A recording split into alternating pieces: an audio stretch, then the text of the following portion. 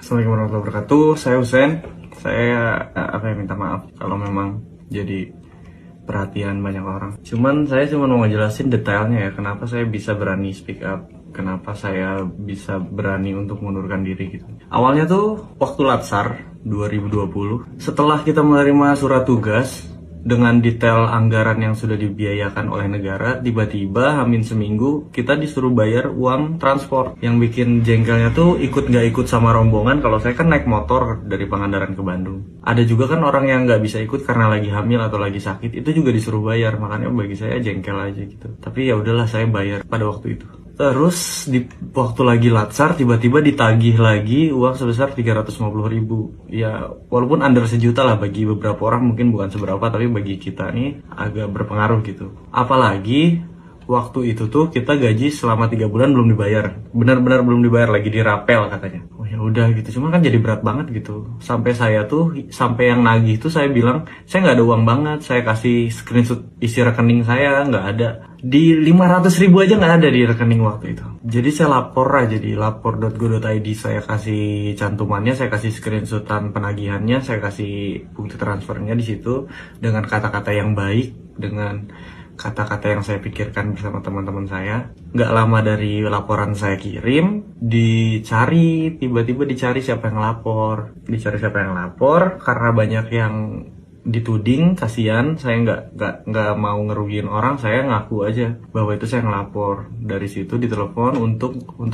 menghadap ke kantor BKPSDM Pangandaran di Jalan Parigi. Itu tuh wah, suasananya kayak gimana ya, HP disuruh ditaruh di depan, terus suasananya nggak enak lah. Saya dikepung 12 orang, saya di tengah dilingkarin gitu. Terus ditanya-tanya kan, kenapa ngelapor. Saya bilang, ya karena saya keberatan, saya nggak bisa bayar uang yang saya nggak tahu ini uang untuk apa, urgensinya apa gitu. Terus mereka beralibi bahwa sebenarnya uangnya ada, cuman direkofusing untuk COVID. Tapi ini maaf ya, kan saya walaupun masih muda nih, saya kan nggak goblok gitu. Saya gini-gini juga sarjana 1 saya teh. Nggak bisa, kalau uang negara tuh kalau perpindahan dana tuh pasti ada suratnya. Saya mintalah surat perpindahan dananya, mana Bu, biar saya laporin untuk nurunin laporan sebelumnya. Masuk akal. Mereka bilang, beralasan lagi, katanya, nah sebenarnya uangnya nggak ada.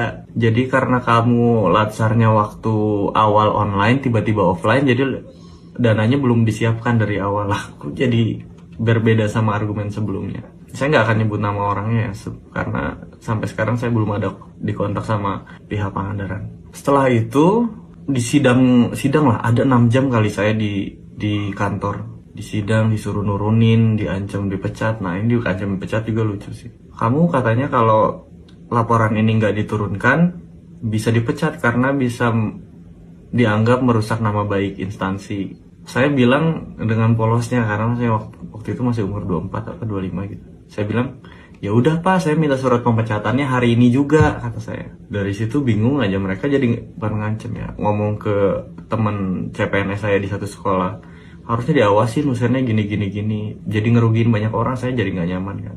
Sekolah saya didatengin, dicari masalahnya ada apa, padahal baik-baik aja sekolah saya. Jadi saya merasa dirugiin gitu, maksudnya dirugiin, diancamnya ke orang lain.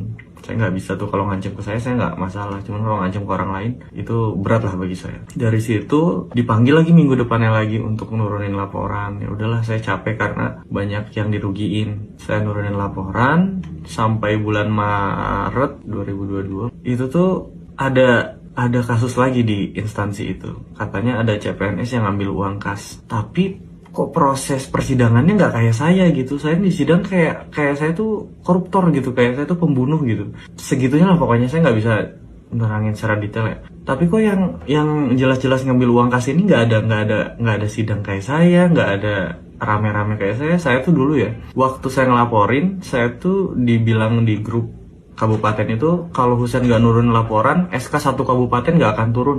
Semua nyerang saya, pasti itu. Semua nyerang saya. Karena mereka nggak tahu masalahnya, cuman taunya kalau Husen nggak nurun laporan, SK nggak akan turun. Semua nyerang saya. Saya pun jadi beban, akhirnya nurunin lah. Di bulan Maret itu karena ada orang yang ngambil kas itu, saya merasa sakit hati karena kok beda perlakuannya.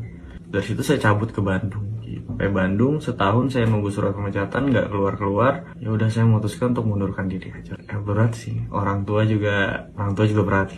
Ibu saya nangis, saya juga bingung harus ngomong apa. Cuman ya mudah-mudahan ada rezeki lain gitu. Saya memohon banget ya untuk pemerintah Pangandaran, udahlah, orang-orang yang kayak gitu jangan dipakai terus gitu. Masa mau kayak gitu terus sih, udah tahun 2023 ini teh.